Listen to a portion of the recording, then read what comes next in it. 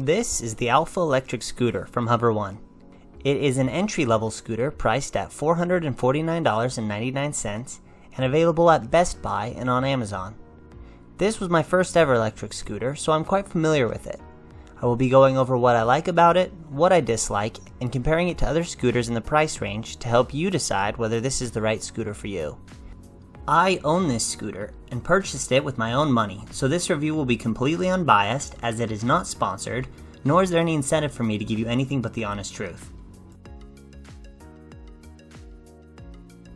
The Alpha is a surprisingly robust scooter. The stem is thick and sturdy, the platform is solid, and the wheels are quite large for this price range. The scooter just feels solid. The Alpha's $449 price tag makes it accessible price-wise for a large amount of people. If you are regularly taking public transportation or using rideshare e-scooters for your daily commute, then buying a scooter in this price range is a no-brainer. When I purchased my Alpha, I ordered it online at Best Buy and was able to pick it up the same day. This kind of accessibility is unrivaled when it comes to electric scooters. You can decide one day that you want to buy one and be riding that very day.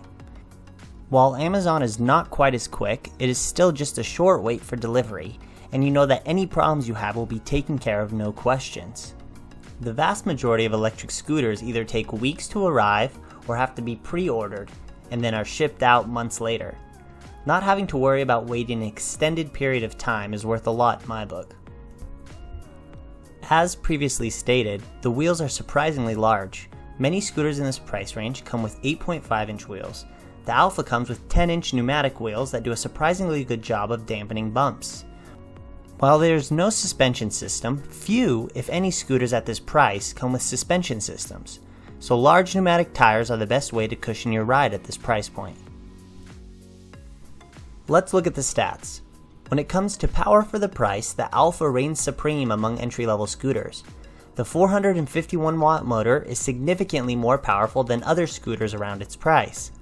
The Xiaomi M365, the world's most popular scooter, costs a similar price but only delivers 250 watts of power. This means the Alpha has better acceleration and a higher top-end speed. The box claims its top speed is 18.6 miles per hour, but my own GPS speed tests have put the top speed at around 21 miles per hour on flat ground, given enough space. Almost every other scooter in this price category will top out at around 15.5 miles per hour. The more powerful motor on the Alpha makes it king of the power category for this price point.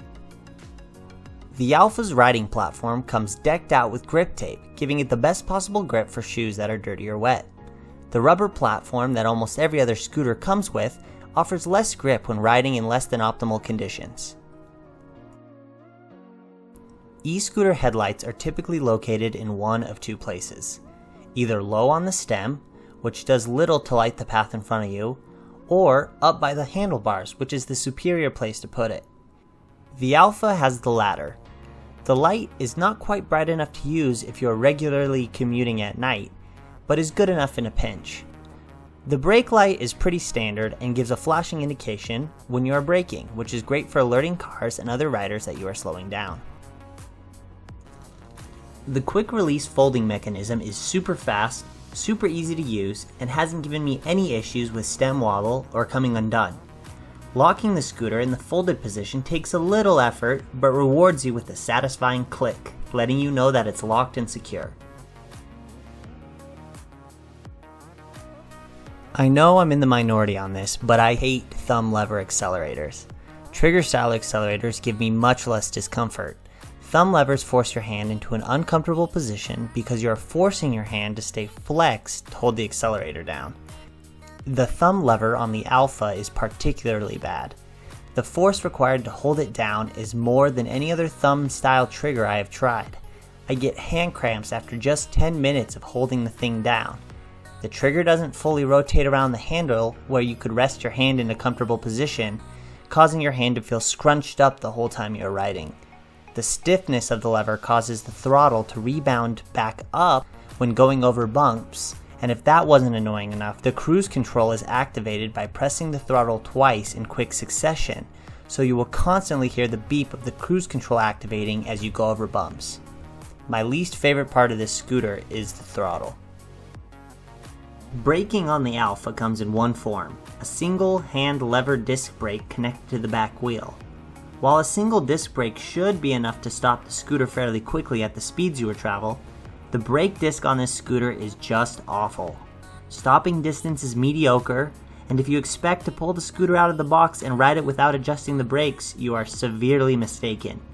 The amount of tinkering I've had to do with the brake to stop it from rubbing, or to get the brake lever feeling how I wanted, is way more than should be expected. I was in a couple situations while riding where people in cars pulling out into intersections didn't see me. I literally had to drag my foot along the pavement in addition to squeezing the brake as hard as I could in order to stop on time. Stopping on a dime is just not possible with the disc brake that comes with this scooter. As mentioned, this scooter is quite robust and does a great job standing up to wear and tear. However, you pay for this in weight. This increased weight also hurts the acceleration of the scooter, making it feel like it's dragging a bit. While folded up, it is barely one-handable. I've found myself getting right around 11 miles per charge.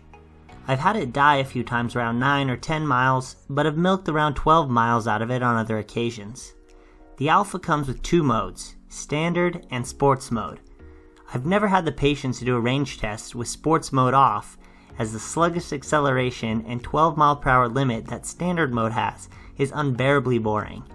A scooter this weight and size only giving 11 miles of range is a huge disappointment. One of the biggest reasons that I upgraded my scooter from the Alpha was that I couldn't complete a full 12-mile loop of my favorite ride. The scooter would die before arriving back, and I would have to kick scooter it back home for a mile or more. The display offers a few essential stats: your current speed, your battery level, and which mode you are driving in. However, the speedometer is quite inaccurate and does not display over 18 miles per hour despite the Alpha being able to exceed 18 miles per hour.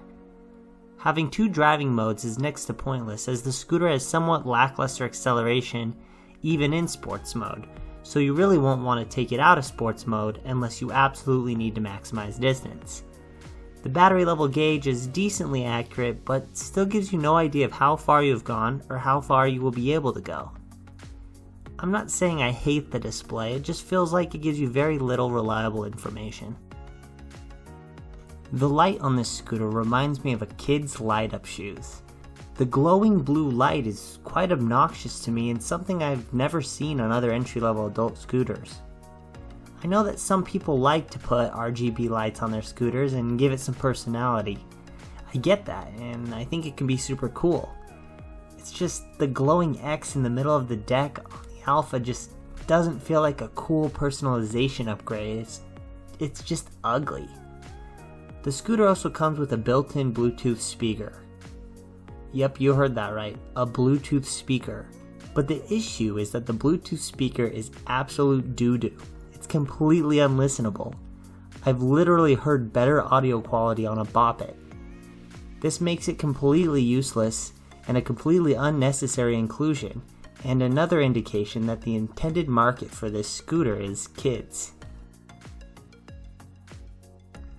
And there you have it, my complete review of the Hover-1 Alpha. I'm not going to say whether or not I recommend this scooter, because if you made it this far in the video, you probably already know if you like it or not. I include links to buy the Alpha in the description. If I missed anything, or if you have any questions, leave them down in the comments and I'll try to answer as many as I can. Hit that like button if you enjoyed this review, and subscribe for more electric scooter videos. Thanks for watching.